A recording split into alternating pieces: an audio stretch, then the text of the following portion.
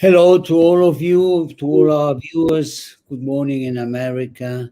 Good afternoon in Europe.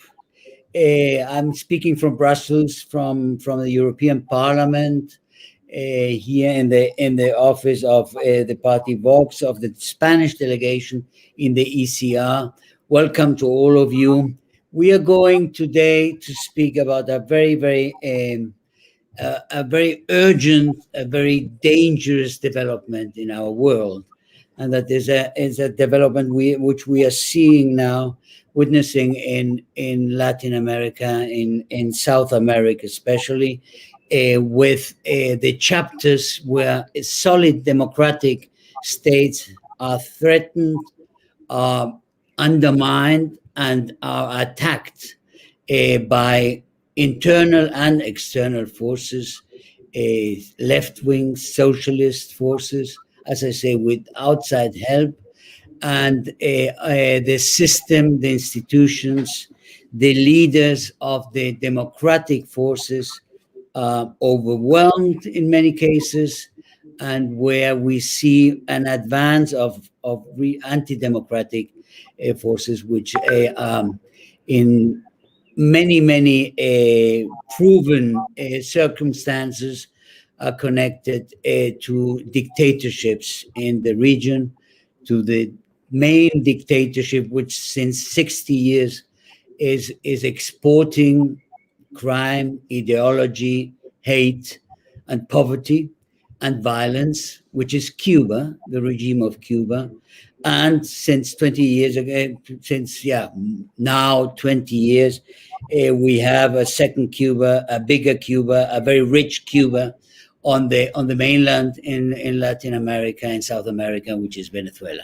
And from there, you are seeing how forces are financed, supported, and are instigated to this totalitarian expansion which we are witnessing, and which brought violence to Chile, which has been an example of stability, of development, of openness, and of solid institutions since almost 50 years, and which made an exemplary transition from dictatorship to democracy. And we are seeing in later time, after Chile, after seeing that in Chile the radical forces managed to impose a political change, in the sense that they opened the process for constitutional reform, and then a constitutional assembly, constituent assembly, which is supposed to have ready a constitution next year, which will be put to referendum, and which will change. And seeing the majority that has come out for this assembly in the elections some weeks ago, we see that we have a very left-leaning assembly, and we will have, we fear, a very unliberal, undemocratic way of seeing things in this new constitution. And now we have seen that the explosions started in Colombia, also with some social unrest, which was the first way of starting this, which has turned immediately quite revolutionary, and has brought enormous amount of violence to some regions, especially Cali, in Colombia. To speak about this development, and to speak about also about the worrying that we see in Europe, and the way we can really help to stabilize and to defend democracy against this tyrannical, this forces of, I would say, of evil and tyranny. We have here, I will present you first Carlo Fidanza, who is the chief of the Italian delegation in the ECR from Fratelli d'Italia, who will speak to you and then present you our Chilean guest, who is the professor, very renowned and very famous professor with very important books of his own, which is Axel Kaiser. I thank you very much, and I give you the way, Carlo. It's your turn.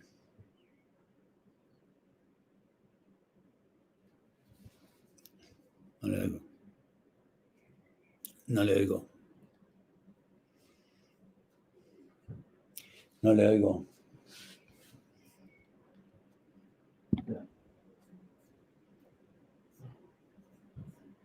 You're muted, Carlo. Ahora.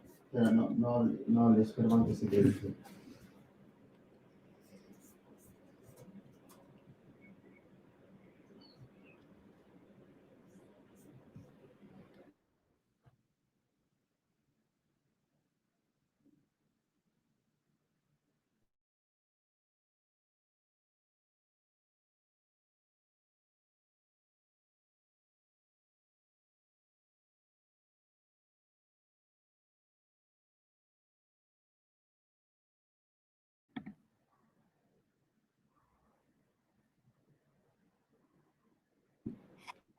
Microphone is on.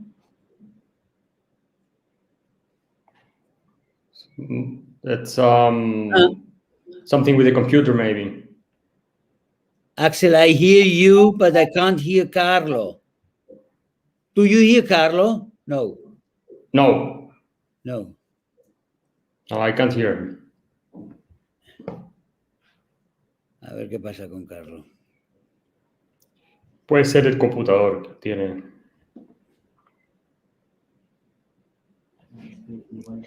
Antes lo hemos estado oyendo, por Dios. A ver. Now, Hello? can you hear me? Yes, now yes. Okay, Please. okay. Thank you so much. I need don't know mine. which was the problem. Sorry, but few moments before all was perfect. But okay. So thank you again. Good morning and good afternoon. It is a great pleasure for me to take part in this webinar organized by the ECR Eurolat Policy Group. And first of all, I would like to thank my friend and colleague Herman Tersch for having fostered the creation of this working group, of which I am most honored to be one of the vice presidents.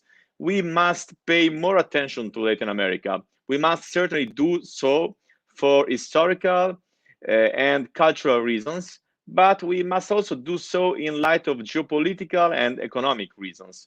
And we firmly believe that it is a priority strategic interest of Europe to strengthen the alliance with Latin America and to establish a new partnership. Upon these convictions and through the establishment of this ECR Eurolat Policy Group, we have made a commitment to support the active democratic movements and conservative parties in this part of the world. We want to strengthen cooperation between conservatives in Europe and Latin America on the basis of our common values. As ECR Group, we are fully devoted to stand side by side with our friends in South America to defend freedom, democracy, the right to private property, and security. In moving forward with our political action, I believe it is essential to involve civil society organizations, academia, and the business world, and to take advantage of the precious support of millions of people of Spanish and Italian origin living in Latin America. Opportunities for in-depth analysis, such as this webinar, are needed above all to tell the public what is really going on. Latin America has always been at the center of great ideological clashes, starting with Cuba, rightly mentioned by Herman, then on to Hugo Chavez, Venezuela, and Lula's Brazil, Evo Morales in Bolivia, Rafael Correa in Ecuador. The Latin America left has in recent decades tried by all means to dominate the political and social life of their respective countries. Inspired and driven by a Marxist ideology devoted to the rewriting of history through the promotion of indigenous claims and in many cases entertaining obscure relations with paramilitary forces and drug traffic. these political forces continue to implement their own agenda, which finds its highest ideological expression in the Forum of Sao Paulo. It is no coincidence that the Latin America left, through initiatives of violent social protests, is trying to destabilize two countries in particular, Chile and Colombia. Both these countries are led by center-right conservative governments, Chile by the government of Sebastián Piñera and Colombia by Iván Duque. Chile is one of the most developed economies in South America with standards comparable to European ones. Colombia, which is paying the price for the failed policies of the Maduro regime by hosting over 1 million Venezuelan refugees, has embarked on a path of national pacification, and it's witnessing a remarkable economic growth. These are two countries with enormous potential and that can offer great opportunities to European companies and societies. In Chile and Colombia, we are being faced with a very specific pattern. Forces opposed to the ruling legitimate governments are organizing demonstrations and popular uprisings in order to create chaos and unrest with intention of overthrowing these governments and seizing power. As ECR, we ask the EU to monitor very carefully what is happening. We need to keep a close eye on these countries to avoid and to stop violences and suffering for the people involved. And yet, as I said earlier, the European Union must have the will to do all it can to promote peace and prosperity in these lands that can only be defined distant geographically, but not for all the other aspects. So this is what I wanted to tell you, our dear guests, and to tell our public. But now I will hand over to Axel Kaiser from Chile. Will explain in detail what is happening in Chile and how the events that led to a process of constitutional reform promoted by the radical left developed. So please, Axel, take the floor, and thank you again for your participation. Thank you, Carlo, and thank you, Herman, for the invitation. I have about how much time? Like 5 minutes, I understand? A little more? Okay. So let me begin by saying that I don't think that what we are experiencing in Chile right now is the fault of the left, in the sense that we have always had a leftist group of intellectuals, Marxists, radical socialists, who wanted to turn Chile into a Cuban-style dictatorship or a Venezuelan-style regime. We always had that. I think the main problem in Chile is the center-right, because it was the center-right with Sebastián Piñera, who has been a president, always willing to compromise with the left, always, who has weakened the case for free markets and for the constitution and for the most prosperous time in Chile's history. We know that symbolically, Chile is as important maybe as Cuba, only on the other side of the ideological spectrum, because we had the regime of Salvador Allende in the early 1970s, who wanted to create a socialist dictatorship by democratic means. And he was the first Marxist president ever elected democratically. And his experiment collapsed. And then we had a military regime with free market economists doing these reforms, making the reforms that in the end transformed Chile in the most prosperous country in Latin America. Unfortunately, under this regime, we had severe problems with individual liberties and human rights violations, and we all condemn that. But there is no question that Chile set the stage for the reversal of socialism and the reforms that would also be emulated by Ronald Reagan and Margaret Thatcher later on. So we are symbolically very important. So it's not only the Chilean left who wants to destroy Chile, it's the international left. If you read books and papers published in Cambridge, in American universities, whatever, you will see that Chile is a case that disturbs them, because it proves that socialism doesn't work and free market ideas do work, and also that even a country like Chile, with a center-left-wing coalition that governed Chile after the military regime, can deepen these free market reforms and be very successful, and that free market reforms are, a crucial ingredient for democratic success. So if you undermine these free market reforms, you, in the end, will severely deteriorate democracy. And this is what's going on right now. We have a constitutional convention dominated by the radical left, and this was a mistake because Piñera did not have to sacrifice the constitution in 2019 when we had this huge social crisis in Chile.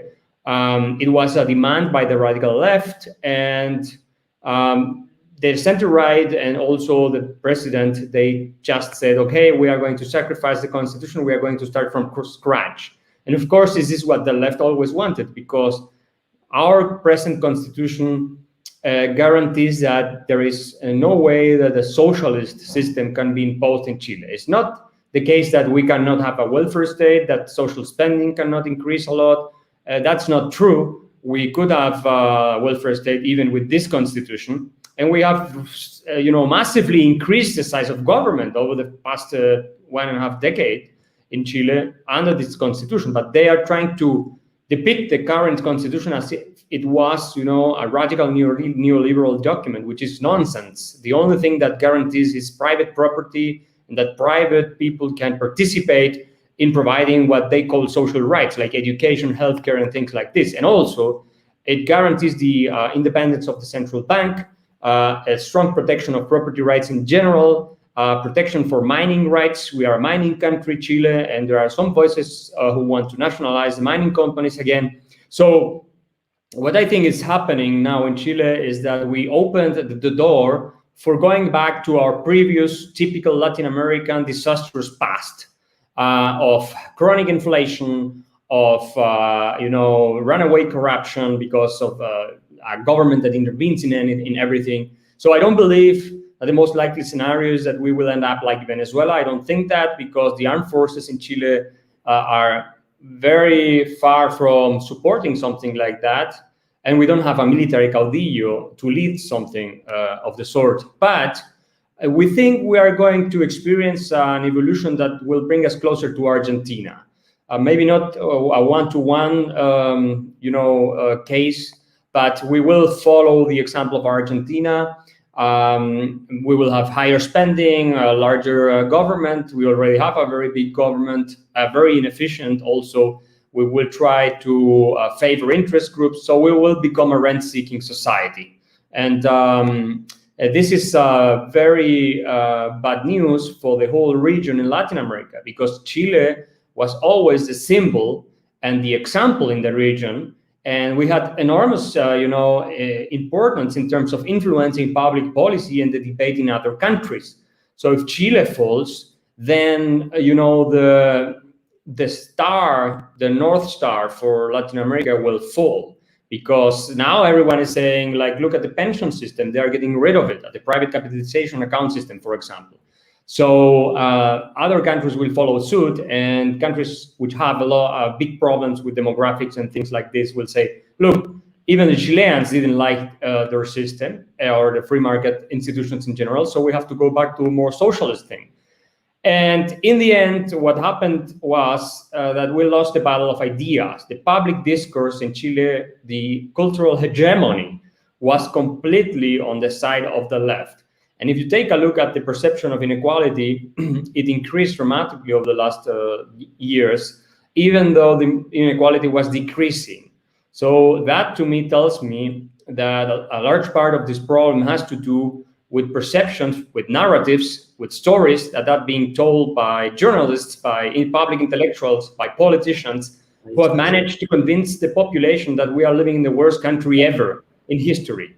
And to finalize my comments, I will also note that during Bachelet's second administration, Michelle Bachelet, who is now the president of the UN Human Rights Commission, she made reports that severely destroyed or undermined the growth capacities of the Chilean economy. and this was 2014 to 2017, and 2014 to 2017. So the salaries stopped growing, and economic growth collapsed, investment collapsed as a result of these economic reforms, tax reforms and others. And this was one of the main drivers of the social crisis we had in 2019, because people had not experienced more progress for many years, and Piñera promised to deliver this progress with better times. That was his campaign slogan, and he failed because he was too weak, and also he didn't have majority in the parliament.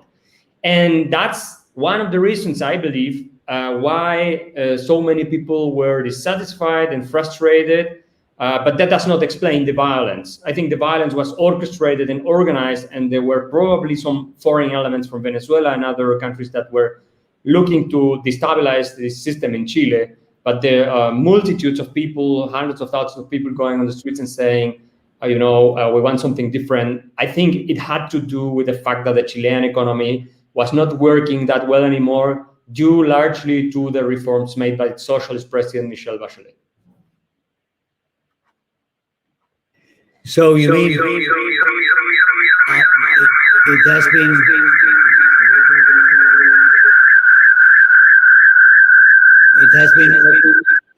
no, there's some echo there. It has been the reforms of Bachelet which have finally brought in this downfall of the economy, which has provoked this. Yeah. So I believe, and we predicted this. I predict Bachelet's reforms and also very irresponsible migration policy, because we had record levels of migration, illegal migration, that was encouraged by the Bachelet government. And this had an impact on salaries at the lower income levels, and this has been studied. I think this combination proved disastrous and increased social tensions in Chile. And so I believe that she's mainly responsible for the runaway populism we are experiencing right now, and also for the social crisis we had in 2019. I don't believe Chile would have had that crisis if we had been growing at 4%. Yeah, and paradoxically, it is she who is now accusing, in Colombia as in Chile, saying that the human rights violations, which are more or less, which are nurturing and making grow and making an inflammatory effect on the uprisings and on the violent incidents in Colombia as it was in Chile, no? Yeah, I'm not surprised. We have to remember who Michelle Bachelet is.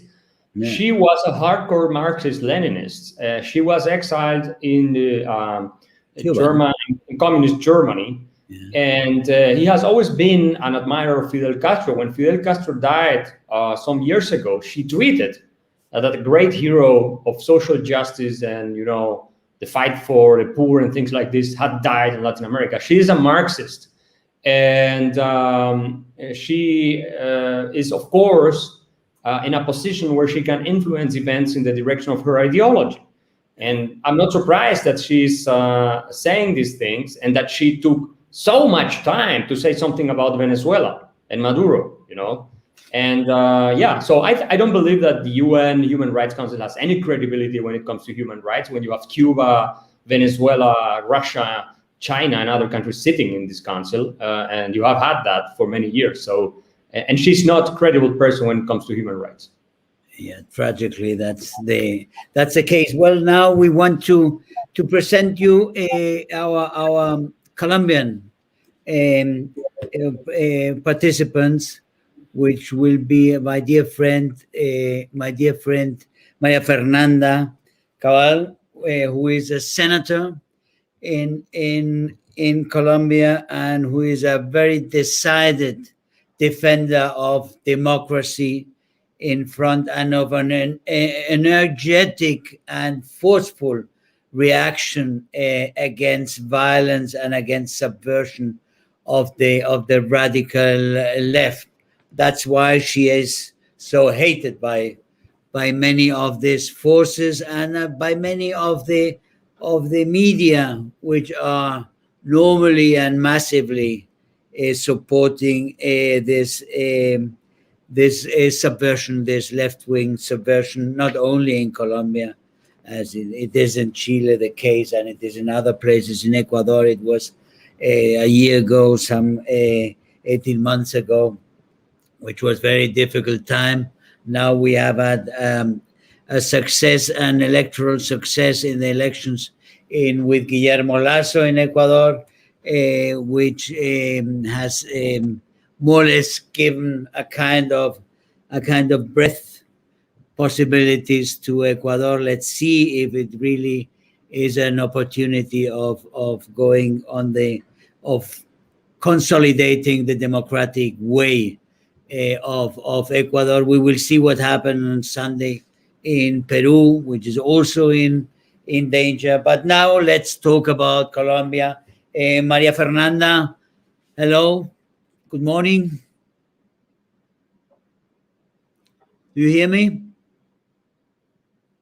No me oye.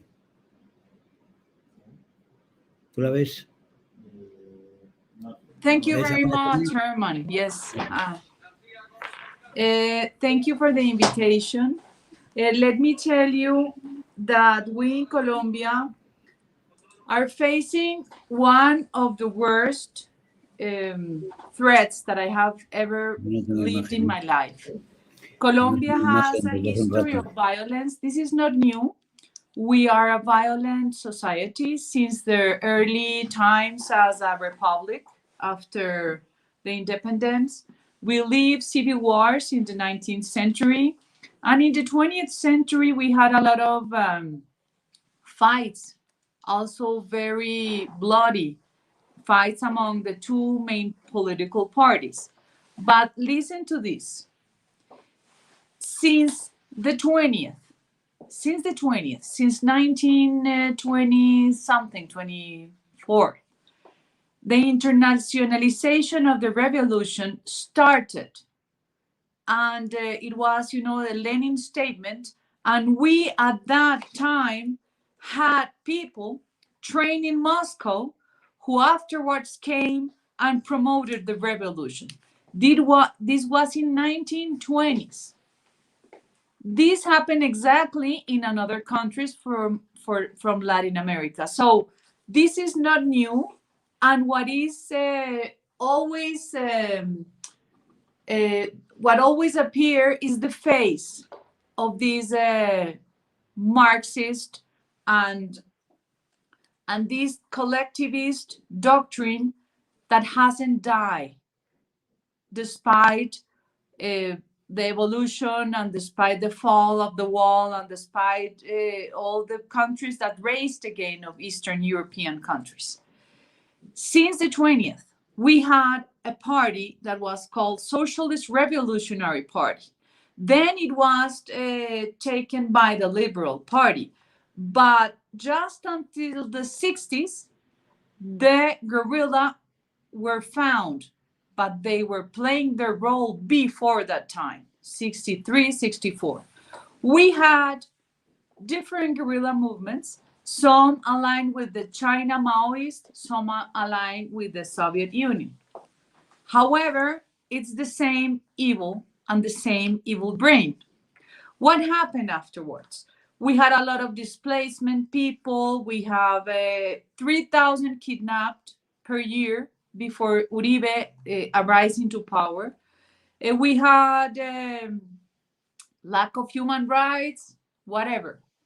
What is really the truth, and nobody can question, despite the ideologized youth, is that the facts are that with Uribe, everything changed for good. 30,000 people killed per year, descended to 12,000. The GDP per capita raised about 3 or 4 times after Uribe left power. We got this democratic security, and this was one of the main objectives from Uribe, was giving back security to the people. People couldn't even go to work because they were kidnapped or killed. When people escaped again from kidnapping with this Uribe's policy that was very successful, especially in the rural areas, we start growing our economy, and this money from a prosperous economy could then be moved to the social programs. All that happened since 2002 until 2010. Afterwards came President Santos, that he won because of President Uribe, and he preferred to sign a peace accord with FARC. Despite that FARC was almost destroyed, they were surviving because of the narco traffic. ELN, another criminal guerrilla communist movement, was almost disappeared, and EPL disappeared. What happened with the 4 years, I don't remember, 4 or 5 years of conversation with the FARC? These conversations were held in Havana, Cuba. Cuba has been all the time exporting violence to this country. Really, this is very disappointing that we keep relations with Cuba. They have been training guerrilla to kill Colombian people since the 70s. And before, Fidel Castro was involved also apparently in the murder of one of the big liberal leaders. So today, what is happening today? After the peace accord signed in La Habana, Cuba, an illegal peace accord because the majority voted no in the plebiscite, President Santos introduced it through the Congress illegally. Now we have part of the FARC legalized with a lot of money invested and spending in their security. They have 10 seats in Congress, which is without paying any single day in jail. And these people is rapists, child rapists. They have everything, every criminal behavior that you can fit in a criminal code. So today we have dissidencies, FARC dissidencies that didn't want to sign the peace accord. The ELN got again strongly because of the narco traffic. The EPL, resucitó. El EPL got again, they were completely destroyed as a movement.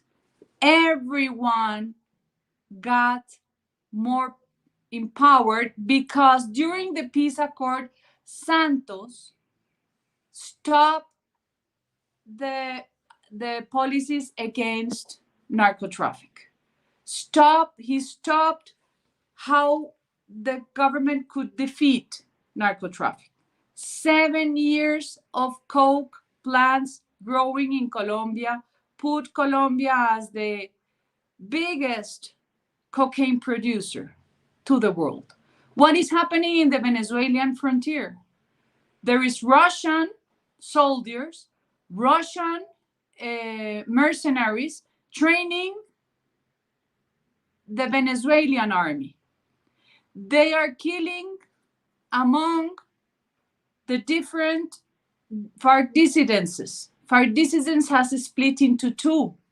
Ivan Marquez, New Marquetalia, with one of their myths, because all the communists build their myths, is part of their pathology. Myths against Gentil Duarte from the 30th Front of FARC. They fight and they kill among themselves. And the Venezuelan army is helping Ivan Marquez from the New Marquetalia. And the National Guard, Bolivarian National Guard, is helping Gentil Duarte. So there's a lot of displacement in the frontier from Venezuela, peasant and indigenous people. What is happening today in Colombia? All these monies are getting from the frontier to support the strike here in Colombia. We have 1 month of strike that the Marxist unionists that want to be a part of the negotiation, they want, to change.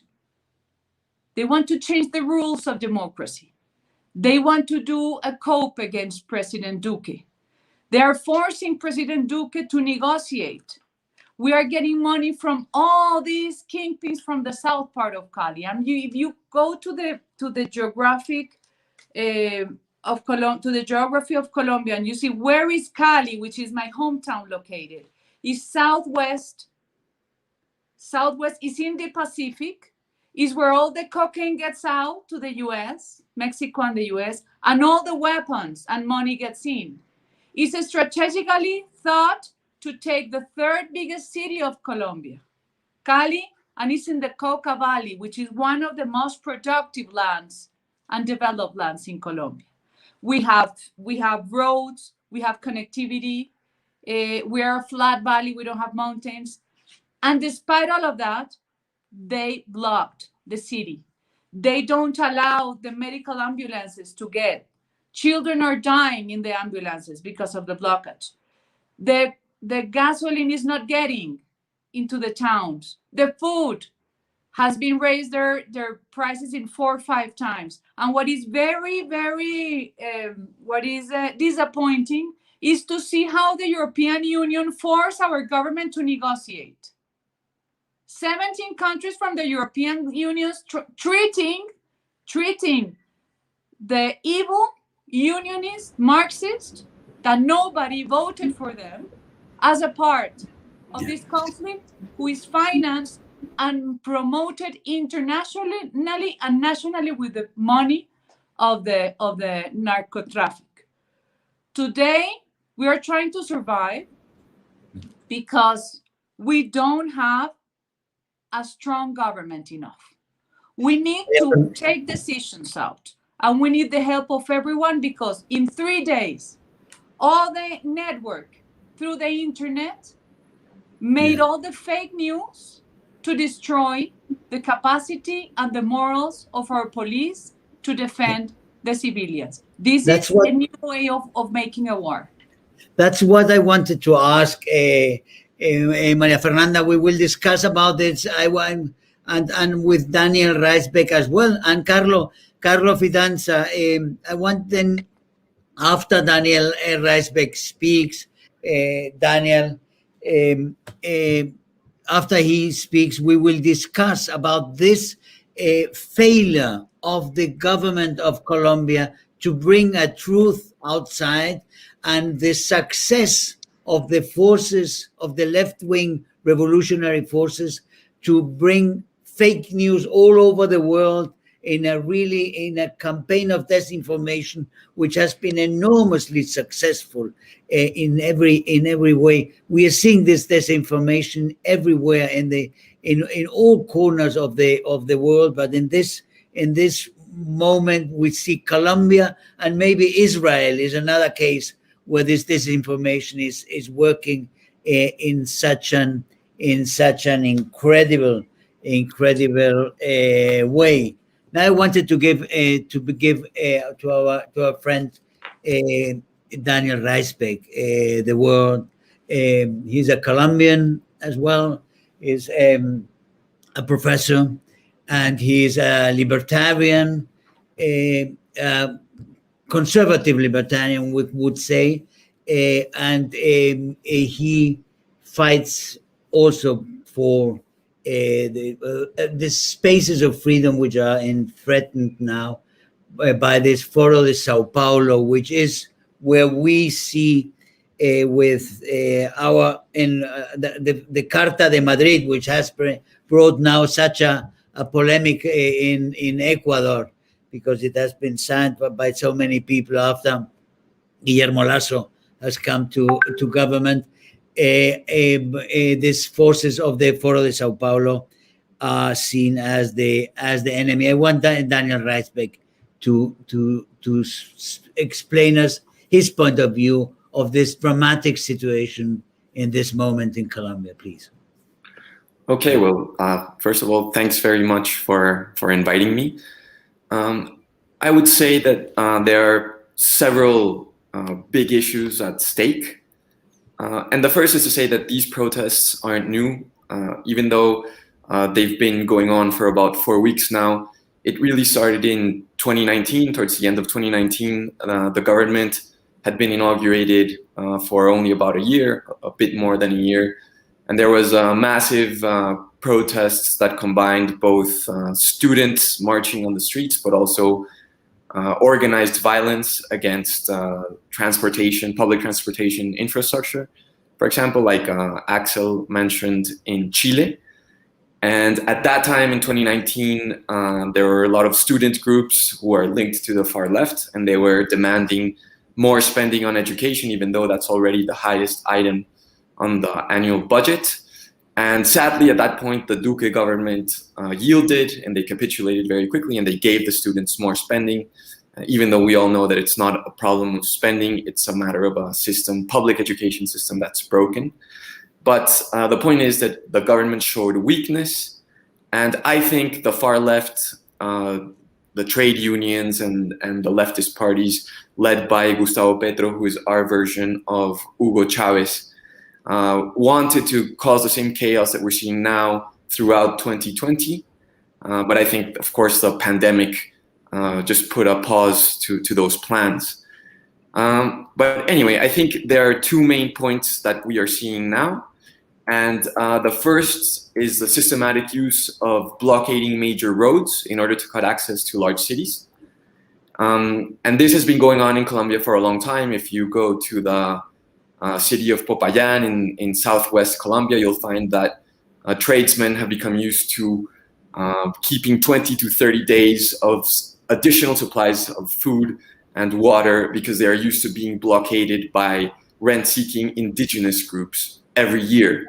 And this has been tolerated, and what we're now seeing is the use of the same tactics to blockade major roads to cut access to large cities, including Cali and even the capital of Bogota.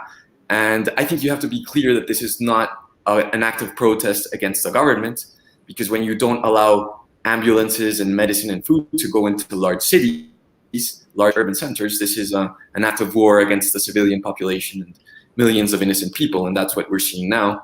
And the second is that there's a refusal on the part of the left to accept the basic tenets of liberal democracy, where the winners of an election form a government, and the opposition, which is duly represented in parliament or Congress, presents their own alternative version of government, and they seek to form a new government after the next election. But currently, the far left does not accept those basic tenets of democracy.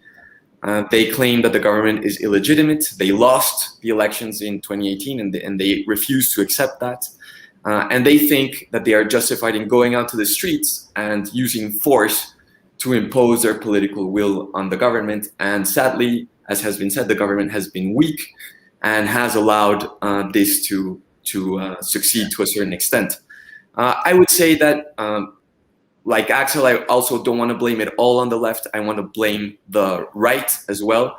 I don't agree with Maria Fernanda's assessment in the sense that, yes, Uribe brought back security after the FARC really had the country against the wall.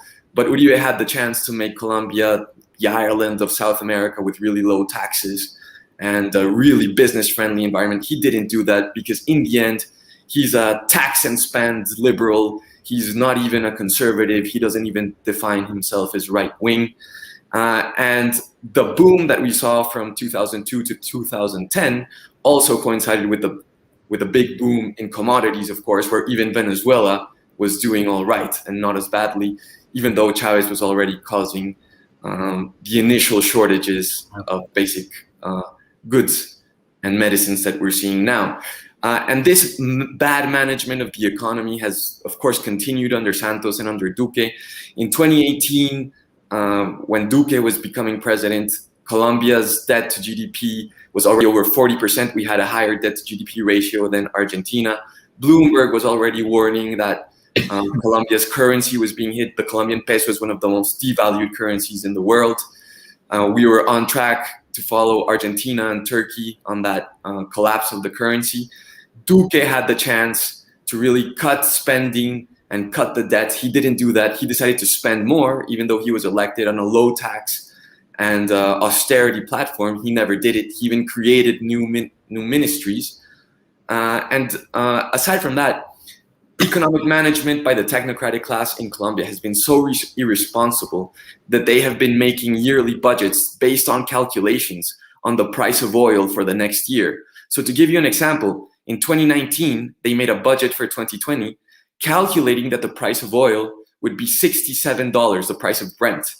Now, when the pandemic hits and the price of Brent collapses to $9, of course, that causes huge chaos in the public finances. And that's why they try to pass this tax reform that supposedly kickstarts the riots, even though the tax reform was removed by the government fairly quickly. And it's really just a pretext, and there's more than that. But to the extent that discontent is legitimate in Colombia, it has to do with low growth, as in Chile, what Axel was saying, also with a very depreciated and devalued currency that even though they claim that they're keeping inflation down, when you have such a devalued currency, you're really importing inflation, and you're undermining the quality of life for everyone, especially for the poorest. So I think there are serious issues at stake aside from these very violent tactics on the left. And I think the only solution for Colombia in the long term is really to implement free market policies, austerity, to reduce the size of the state, reduce bureaucracy. And sadly, no political party is committed to those principles at the time. So thank you, Daniel. Well, Carlo, that means we have the center right doesn't comply, the center right is weak, and we have the left sees the occasion with this failures of the center right to take power in a violent way. That Duque has given an interview to El País, which is a very hostile paper to Duque, and Duque was begging for pardon in every answer to every question almost. It is really a very sad piece to read, and it's very similar to what happened to Piñera in some stages of the crisis in Chile. I am afraid. What do you think, Carlo? But Herman, maybe that better than me. It was very interesting, this debate between Daniel and after the intervention of Maria Fernanda. I saw her just now denying with her head about your last sentences, and maybe it could be interesting for Carlo, spectators. Just to give you an example. In the United States in the last election. And after you, Maria Fernanda, because it's very interesting, this because we need from our side in Europe to understand very well what we can do to support, and which is the real problem in terms of weakness and so on. So please. Look, just to give you an example, in the United States during the last election, there was this whole debate because the radical left of the Democratic Party was proposing a wealth tax. Basically, Bernie Sanders and Elizabeth Warren, the far left, socialist left of the Democratic Party. Well, guess who introduced a wealth tax in Colombia? No, it wasn't the far left. It was Mr. Álvaro Uribe, a wealth tax that is still with us. And in the last tax reform, Duque wanted to raise the wealth tax from 1% to 2%. Now, you in Europe know that wealth taxes are completely counterproductive. They don't work. That's why most countries who had wealth taxes got rid of them. But in Colombia, that's not the case. They want to increase wealth taxes, and this is a creation of Uribe. And this is really the problem with Colombia, that there's no free market alternative to these social Christian Democrats who are some of the worst statists of all, in my opinion. Maria Fernanda, please. Yes. In fact, I agree with many of the statements that Daniel has spoken. I absolutely agree. But you cannot, Daniel, deny that these were a failed nation in 2002. We had no way to survive if we did not get authority that Uribe did. Uribe did militarily a recovery of the nation. He confronted the worst of the guerrilla heads, because I don't want to call them leaders. They are leaders of nothing, of destruction. So his will help us to regain our nation that was lost. If we're going to talk about economy, yes, Uribe likes to subsidize poverty in fact, he is a populist?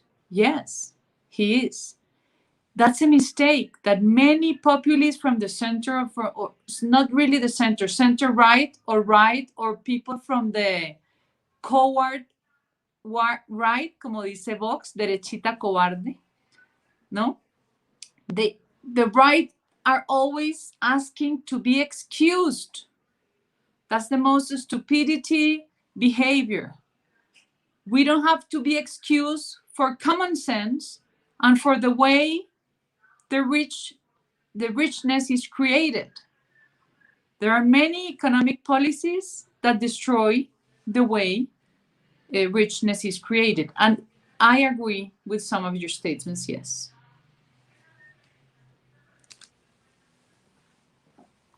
Well, I mean, just to add, I do recognize that Uribe did have a successful military response to the FARC. I don't deny that. And yes, you're right. The problem in Colombia, and this comes from Uribe, I think, even before Uribe, Pastrana probably, and even before that, but the problem in Colombia is spending, government spending. So every 2 years or every 18 months, we have a new tax reform, and that's just a euphemism for raising taxes. And the reason why you need that is because it's not because there's a problem with the amount of taxes that are collected. I think it's more than enough. The problem is that public spending is completely out of control, and it's because of all these welfare programs that you mentioned, Maria Fernanda, and many of them were either created or significantly augmented by Uribe. And that's why I think that we need a new alternative on the right, if we want to think in terms of left and right. And it really has to be a free market alternative, because if not, if the right is coming with these big government solutions for everything, then it's going to be very easy for the left, not only to win elections, but to take us down the road of our neighbors in Venezuela. And I think we all want to avoid that fate. Thank you. I would like to know what Axel Kaiser thinks about the current crisis in Colombia. Well, I agree with Daniel. I think in the end, this has to do with systems that are not able to provide prosperity anymore to large groups of the population. And the reason for that is that you have governments that, are increasing in size. They're very inefficient, very corrupt. If you take a look at where Colombia is in terms of Transparency International, it's not very high up, not very well ranked. And the same goes for Chile, even though maybe we are leading in the region. But that's the reason we are lying to the population systematically about the reality of their potentially achievable living standards. I can see that in Colombia, I can see that in Chile. It's the same story. It's never enough. And politicians lie to people because, well, it's more popular. You get re-elected by promising things. And but the reality is, like, Chile has $25 per hour productivity compared to over $50 per hour productivity of the OECD countries. And the same goes for Colombia. It's even less than that. So the thing is, everyone wants to be Sweden, but Sweden has almost $70 per hour productivity. And corporate tax in Sweden is even lower than Chile. And I don't know how much is it in Colombia. We have 27%, but if you take everything into account, it's almost over 40%. In Sweden, it's 21% or something like that. And the same goes for other Nordic countries that everyone wants to emulate. And also, they are very high ranked in terms of economic freedom, which is not the case of Colombia. Not very high, not very bad compared to other countries, but not very high. Chile is relatively high, but we are losing positions every year. And I'm absolutely convinced that in a decade or so, we are going to be, a very average country in terms of economic freedom. And here is one thing I want to comment with you. In 1975, when I think it was the first or second or third economic freedom ranking by Fraser Institute, Chile was 96 in terms of economic freedom. And there were like 110 countries that they were being measured. And Venezuela was 14. Now, Venezuela is the last country in the world with 162. I think that's the position. I think that's the total number of countries they measure now. And Chile is 14. Has the 14th place. So we reversed with Venezuela the order. Venezuela was the freest economy in Latin America in 1975. And look at where they are now. And look at Chile now. We were the least free probably in Latin America, one of the least free in Latin America.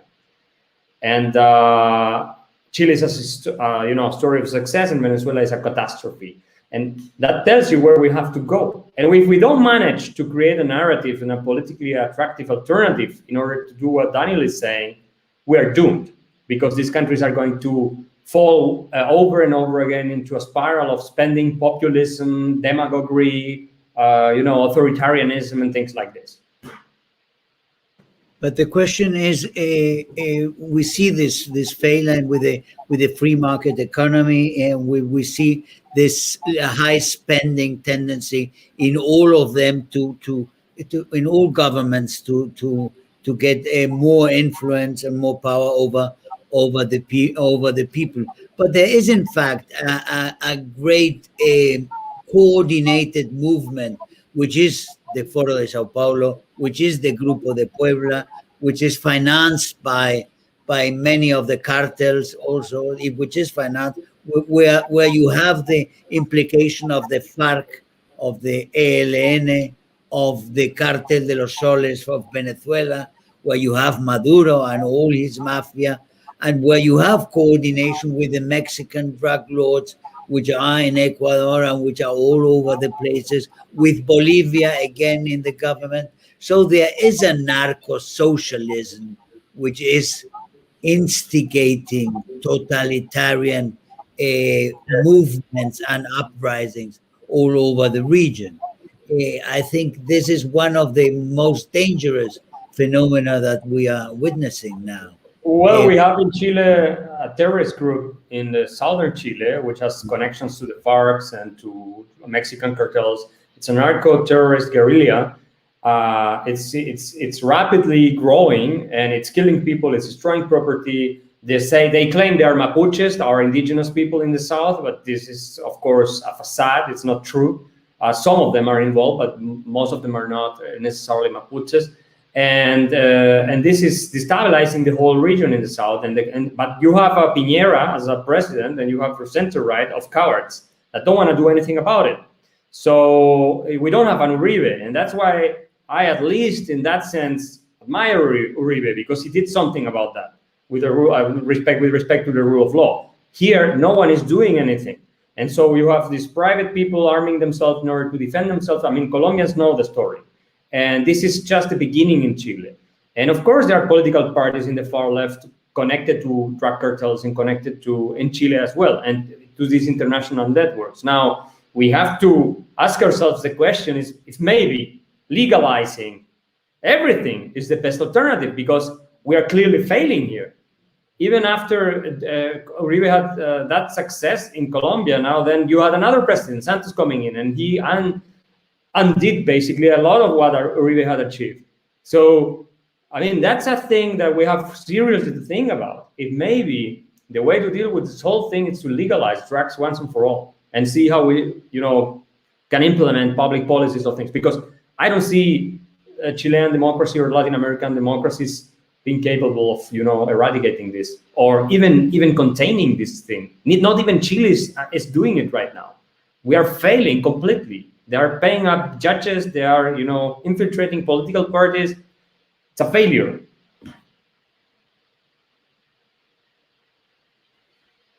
Thank you, Daniel. What do you want? Yeah, I agree with. We fully support what Axel just said. The only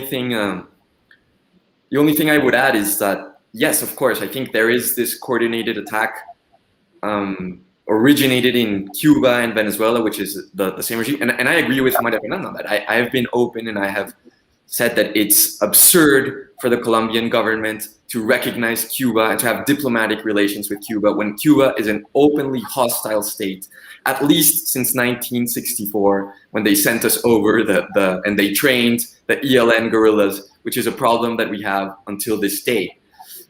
So I think, and I think we have all agreed on this, that you need governments and you need leaders that say the truth. And you can't legitimize Cuba, for instance, by negotiating with the ELN or with the FARC in Havana. You give them legitimacy that they don't deserve because they are one of the most disgraceful dictatorships in the world, and they don't deserve that. So I think you have to be very clear about that, because that's as much as you can do. We also have to be clear that there is no military solution to Venezuela, at least coming from the outside world. I remember a few years ago, many Venezuelan expats, or at least certain lobbying Venezuelan expats, were thinking that the Trump administration was basically going to invade Venezuela. I never thought that was going to happen. And I don't think it would be a solution. I think you have to contain these countries. I think a few years ago, we were talking about the possible end of the Maduro regime. Now we're trying to contain them so that they don't spread their model to Peru or to Chile or to Colombia. So I think we're in a containment phase. And I think leaders have to be very clear about that and very strong, at least in their rhetoric and the way they are perceived treating these countries. You can't legitimize them.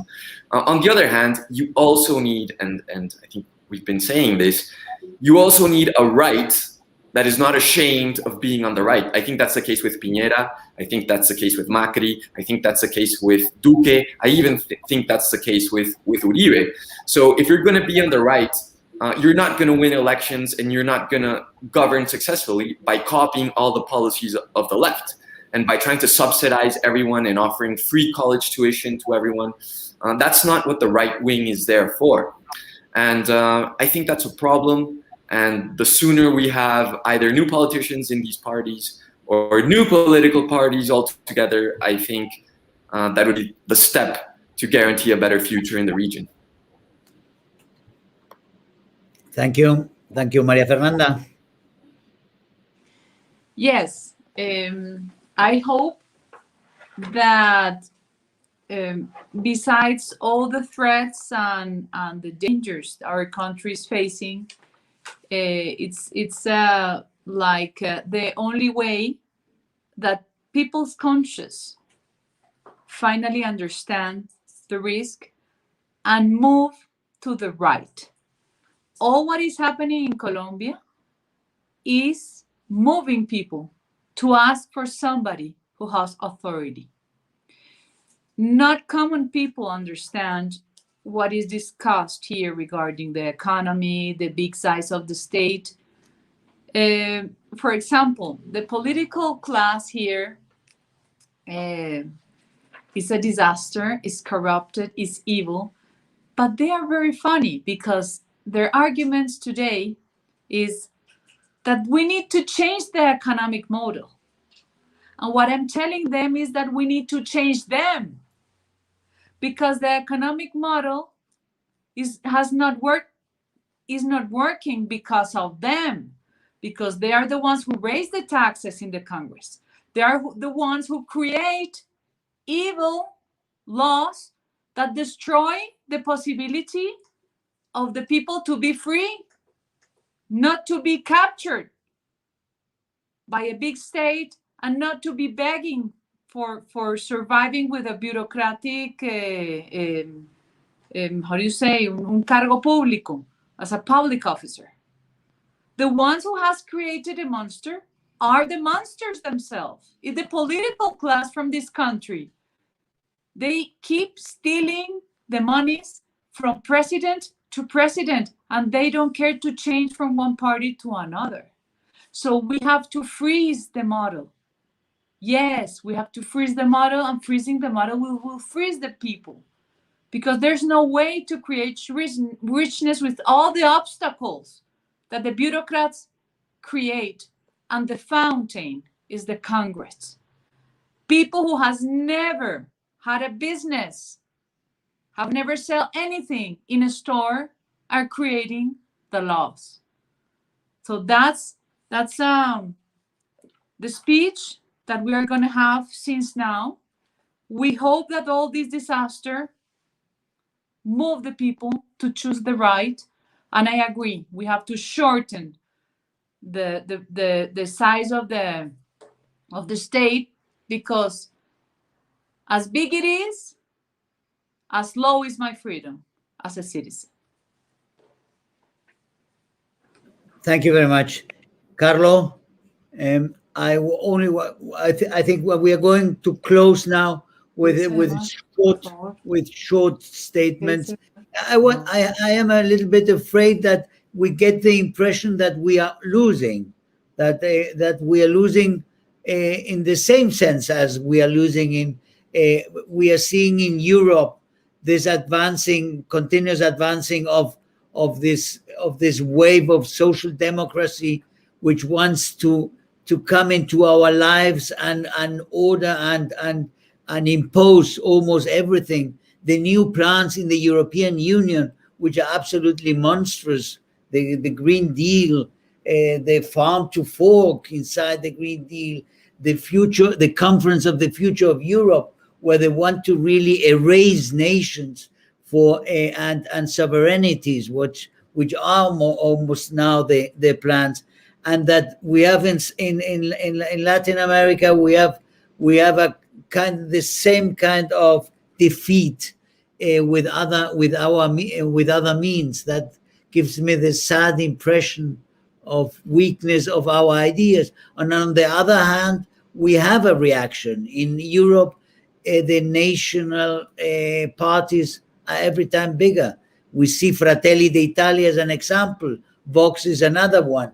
There are many parties now really pushing for recovering sovereignty and doing a real conservative policy without self-remorse, without begging for pardon to everybody in the center or in the left. I want from all of you, please, to end this webinar, this excellent contributions of all of you. I would like to have a brief comment on that, on the future. Please, let's start with Daniel. Yeah? Well, right. Thanks a lot. I've learned a lot. It's been a great event. I would just say that let's start with Europe, because one of the things that has been shocking to me, or at least it's caught my attention with what's been happening in Colombia over the past 4 or 5 weeks, is the extent to which the philosophy and the ideology behind the riots is completely imported from the United States and Europe. This woke ideology possibly is born in the United States. It's very Anglo-Saxon, but it has infected much of the world. I think it's infected Spain. You have this gender-neutral language and people wanting to control how people speak.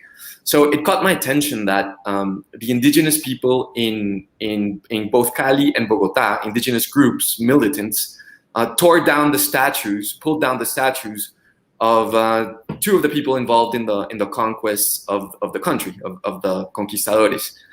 And it's quite ironic when you think about it, when these people are so anti-imperialist that their way of protesting is directly imported from the United States and from the Black Lives Matter protests of 2020.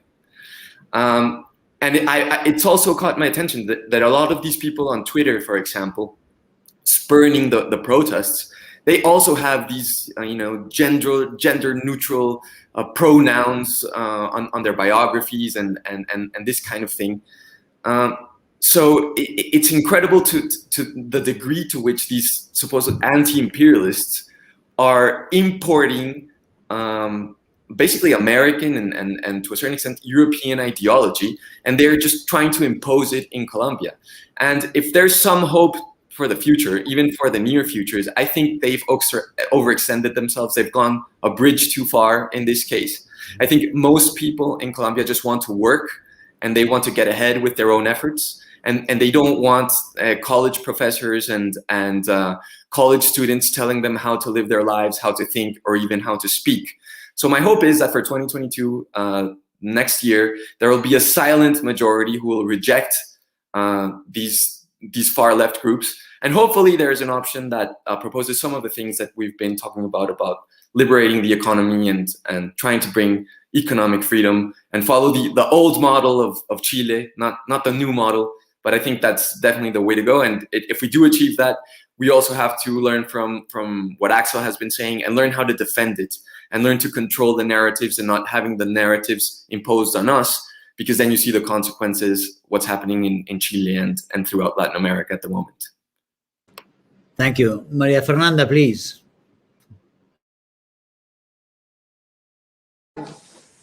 Yes.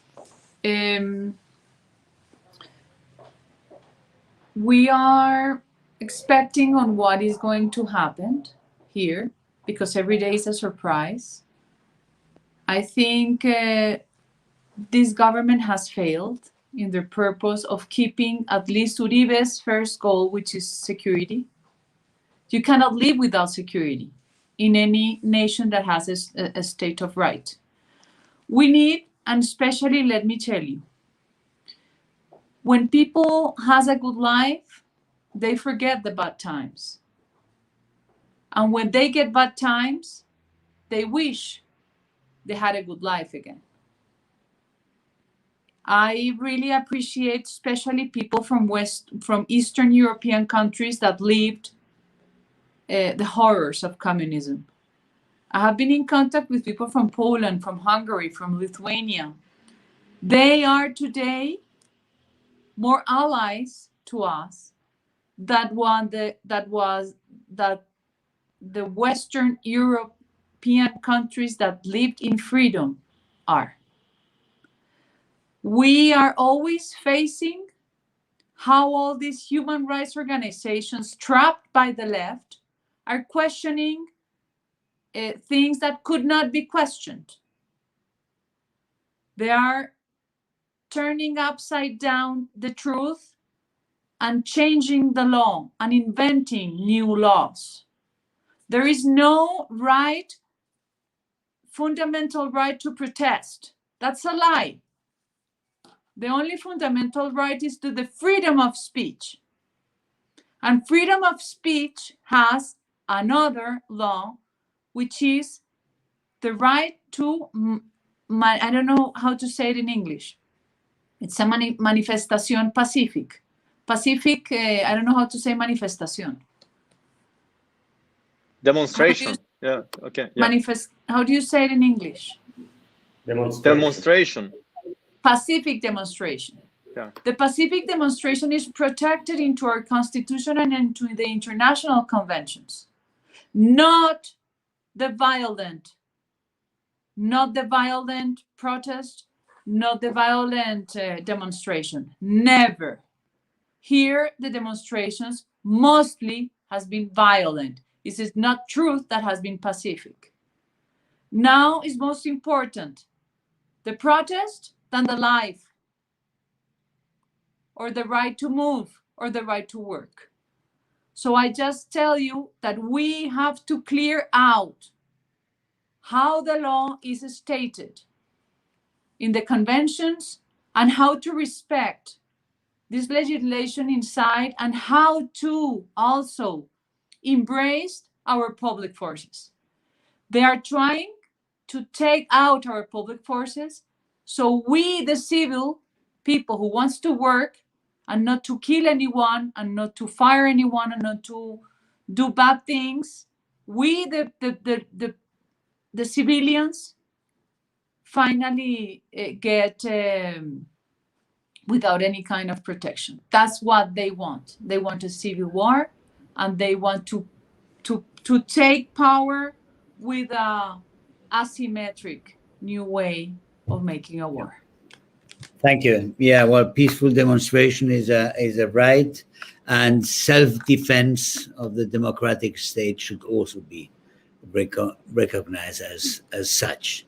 No, Axel Kaiser, please. It's your turn.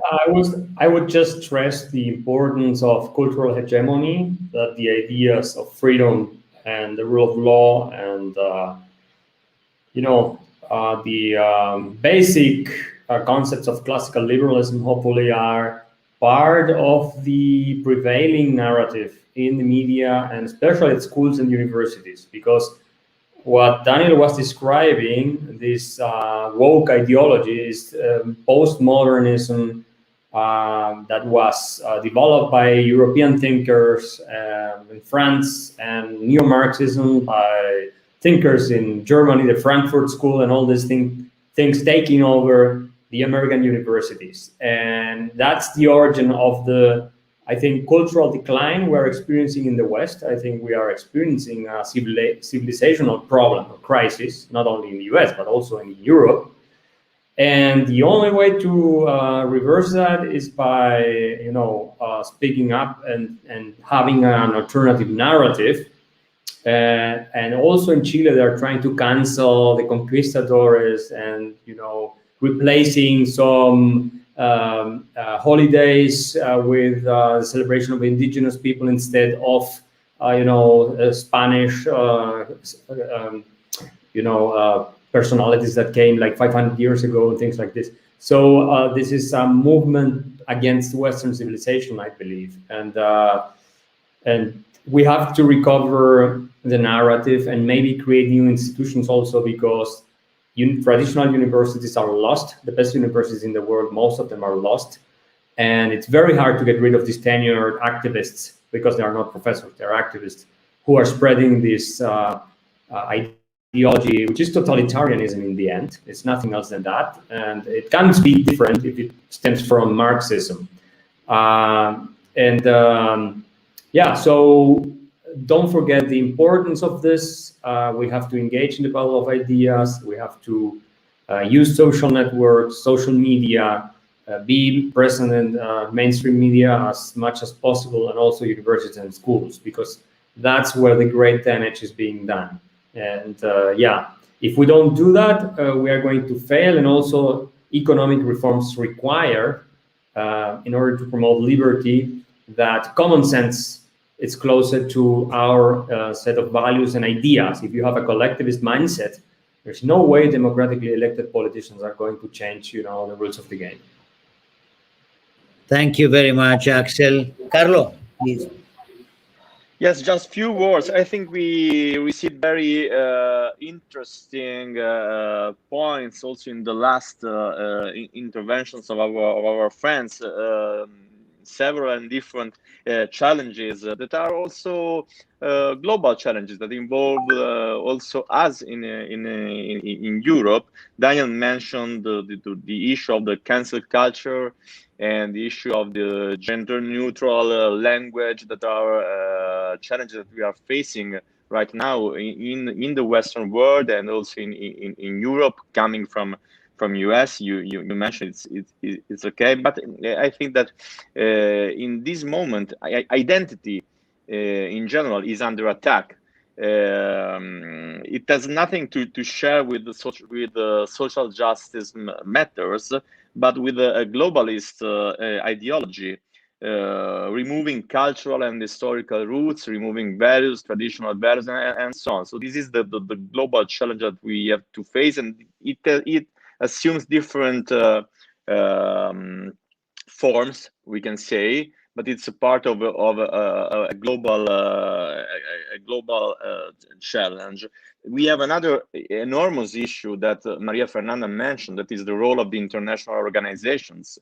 This is crucial because many times we see this role used in order to support very ambiguous regimes and so on. So these are another enormous issues that we have on the table, and that other collateral matters, such as, for example, the delegitimation of police, army, public forces. This is a model that we have in different countries. This is a part of this strategy. So what we can do now from our side in Europe, and this is one of the issue and of the purposes of the Eurolat Policy Group that Herman asked to establish, and our group decided to establish, is to support our friends in Latin and South America to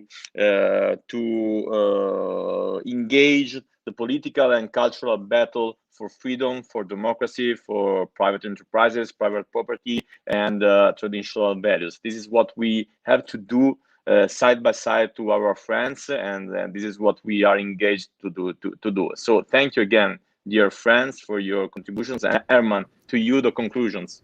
Yeah, excellent summary. It's summed up perfectly by Carlo. What are the problems and what are we are in defiance against all this development. We think there are solutions for, and it's worthwhile to fight, and we think we have a possibility of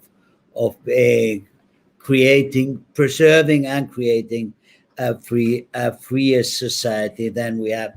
In this sense, that's the motive, the reason of the existence of this Eurolat group that we have formed now inside the ECR group in Brussels, in the European Parliament. We want to be conservative force in Europe that is aware and is helping conservative forces to fight in this battle of the ideas, in this battle of the principles and values in Latin America. And we want to create the synergies, to create this networking, these connections, and this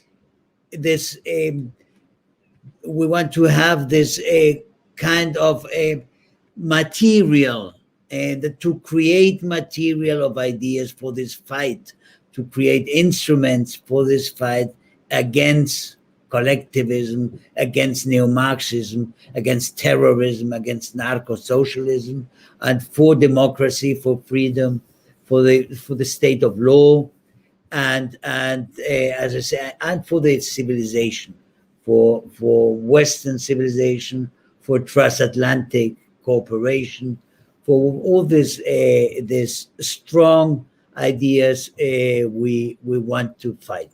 I thank you all, Maria Fernanda, Daniel, Axel, and Carlo.